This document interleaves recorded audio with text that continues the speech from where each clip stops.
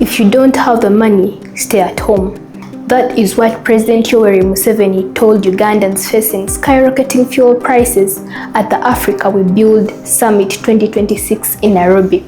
But here is what staying home means in Uganda right now. A liter of petrol costs between 5,300 and 5,400 shillings as of April 24th. Prices have been rising since March 2026, driven by the US-Iran conflict that is choking fuel supplies from the Middle East now.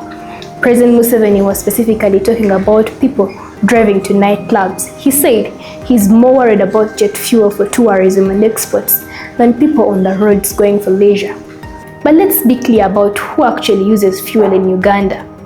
In a country where 12% of the population is unemployed, 53% of those with jobs live in working poverty, and bodabodas and taxis are the dominant transport.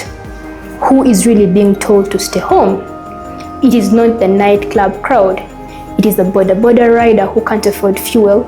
It is the taxi driver watching his profits disappear. It is the market vendor who can't get produce to customers. It is the farmer whose harvest rots because transport costs are high. Remember, this is not the first time President Museveni frames fuel as a luxury. In 2023, he said government cannot subsidize fuel for people to drive to nightclubs. This explains why every fiscal year the parliament increases taxes on fuel. The president advises people to adjust their behavior rather than asking for policy interventions. But here is where it gets interesting. In 2022, when Ugandans faced rising costs of basic commodities, a stay-at-home peaceful protest where people would simply not show up was announced. The government responded by warning that such aggression would crush the economy.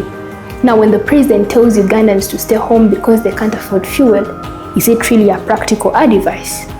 Staying home doesn't just mean missing nightclubs. It means losing income, opportunities, and reduced productivity.